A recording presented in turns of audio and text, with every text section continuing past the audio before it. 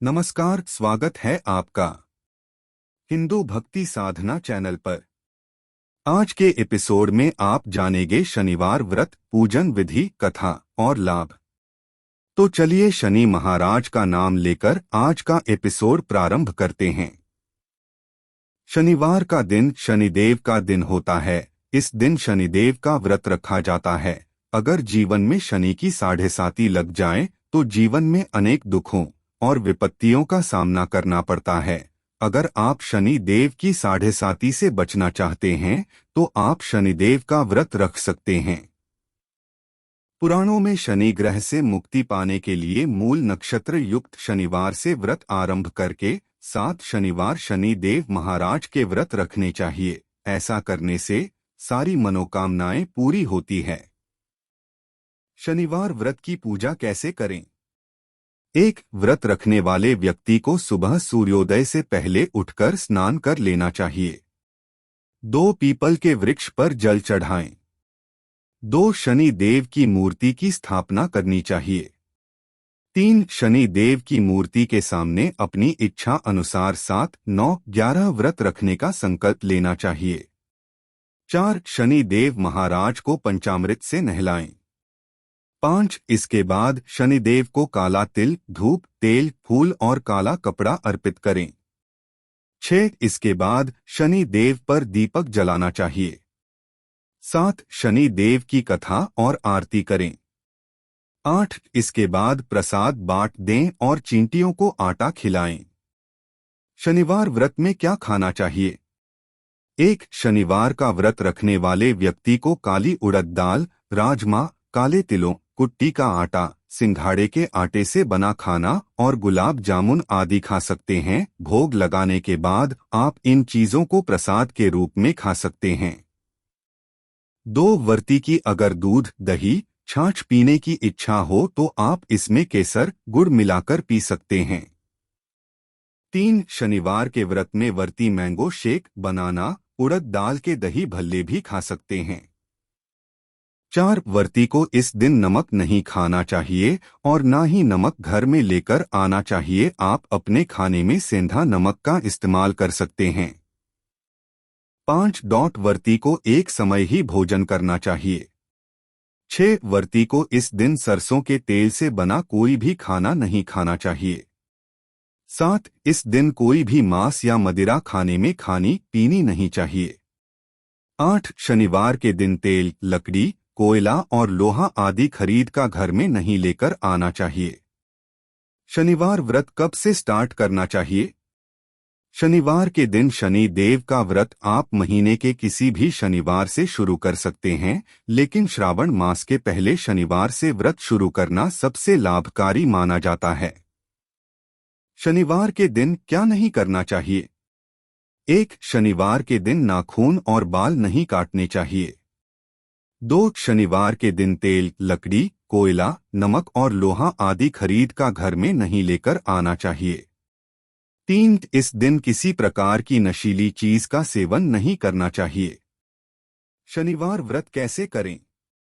शनिवार के दिन सुबह सूर्योदय से पहले उठकर ब्रह्मा मुहूर्त में स्नान करना चाहिए। स्नान करने के बाद पीपल के वृक्ष में जल चढ़ाकर शनिदेव की पूजा करनी चाहिए। पूजा करने के बाद प्रसाद बांट दें।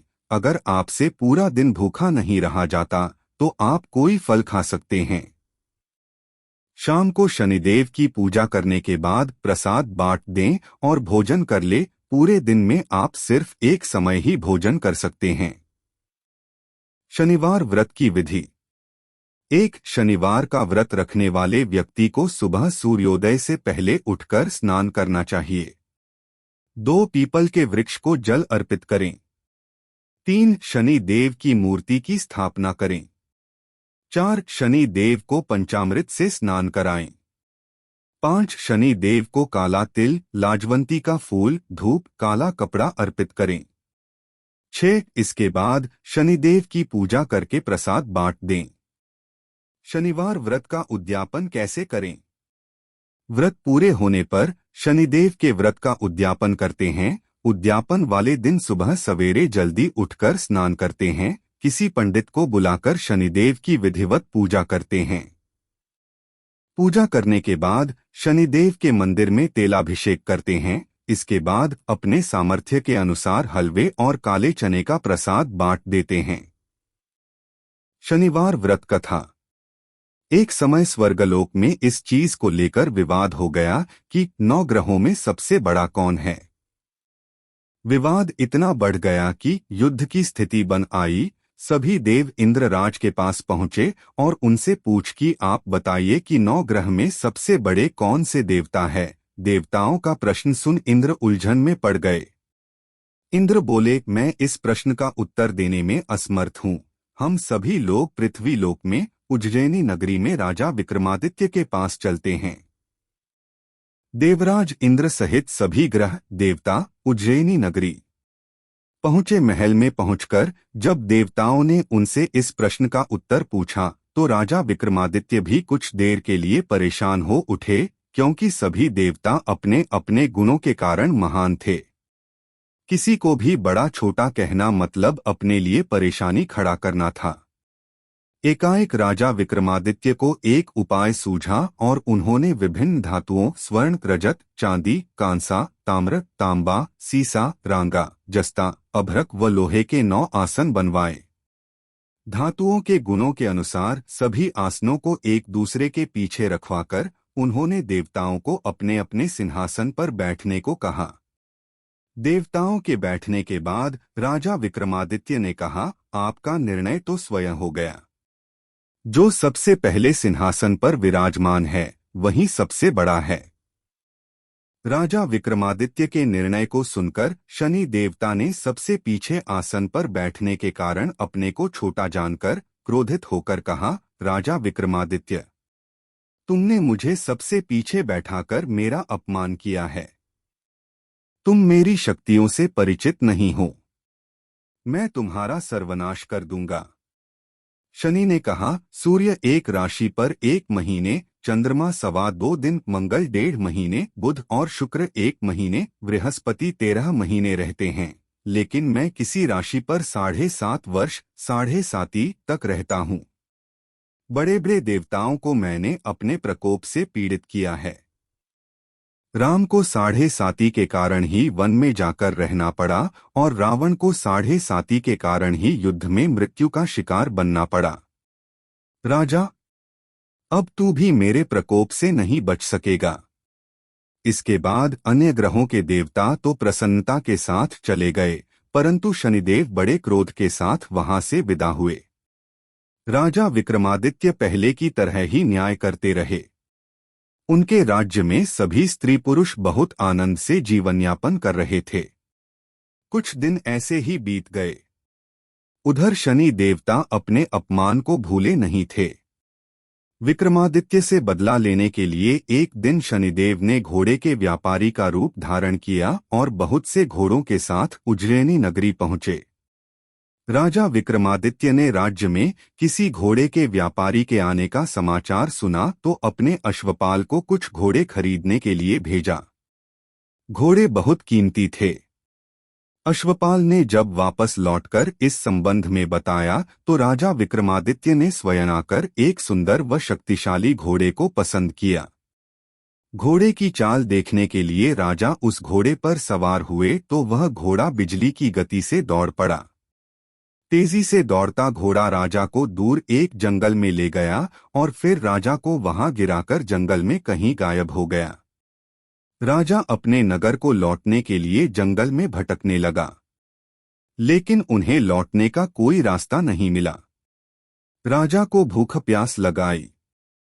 बहुत घूमने पर उसे एक चरवाहा मिला। राजा ने उससे पानी मांगा।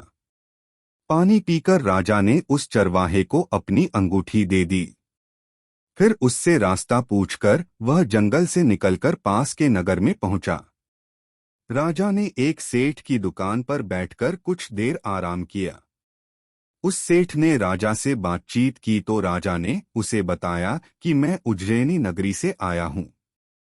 राजा के कुछ देर दुकान पर बैठने से सेठ जी की बहुत बिक्री हुई। सेठ ने राजा को बहुत भाग्यवान समझा और खुश होकर उसे अपने घर भोजन के लिए ले गया। सेठ के घर में सोने का एक हार खूंटी पर लटका हुआ था। राजा को उस कमरे में छोड़कर सेठ कुछ देर के लिए बाहर गया। तभी एक आश्चर्यजनक घटना घटी। राजा के देखते देखते सोने के उस हार को खूंटी निगल गई। सेठ ने कमरे में लौटकर हार को गायब देखा तो चोरी का संदेह राजा पर ही किया, क्योंकि उस कमरे में राजा ही अकेला बैठा था। सेठ ने अपने नौकरों से कहा कि इस परदेसी को रस्सियों से बांधकर नगर के राजा के पास ले चलो। राजा ने विक्रमादित्य से हार के बारे में पूछा तो उसने बताया कि उसके देखते ही देखते खूंटी ने हार को निगल लिया था। इस पर राजा ने क्रोधित होकर चोरी करने के अपराध में विक्रमादित्य के हाथ पांव काटने का आदेश दे दिया। राजा विक्रमादित्य के हाथ पांव काटकर उसे नगर की सड़क पर छोड़ दिया गया। कुछ दिन बाद एक तेली उसे उठाकर अपने घर ले गया और उसे अपने कोल्हू पर बैठा दिया। राजा आवाज देकर बैलों को हाँकता रहता। इस तरह तेली का बैल चलता रहा और राजा को भोजन मिलता रहा। शनि के प्रकोप की 7.5 पूरी होने पर वर्षा ऋतु प्रारंभ हुई। राजा विक्रमादित्य एक रात मेघ मल्हार गा रहा था कि तभी नगर के राजा की लड़की राजकुमारी मोहिनी रथ पर सवार उस तेली के घर के पास से गुजरी। उसने मेघ मल्हार सुना तो उसे बहुत अच्छा लगा और दासी को भेजकर गाने वाले को बुला लाने को कहा। दासी ने लौटकर राजकुमारी को अपंग राजा के बारे में सब कुछ बता दिया। राजकुमारी उसके मेघ मल्हार से बहुत मोहित हुई। आथ उसने सब कुछ जानकर भी अपंग राजा से विवाह करने का निश्चय कर लिया। राजकुमारी ने अपने माता पिता से जब यह बात कही तो वे हैरान रह गए। रानी ने मोहिनी को समझाया, बेटी, तेरे भाग्य में तो किसी राजा की रानी होना लिखा है, फिर तू उस अपंग से विवाह करके अपने पांव पर कुल्हाड़ी क्यों मार रही है। राजकुमारी ने अपनी जिद नहीं छोड़ी। अपनी जिद पूरी कराने के लिए उसने भोजन करना छोड़ दिया और प्राण त्याग देने का निश्चय कर लिया। आखिर राजा रानी को विवश होकर अपंग विक्रमादित्य से राजकुमारी का विवाह करना पड़ा। विवाह के बाद राजा विक्रमादित्य और राजकुमारी तेली के घर में रहने लगे।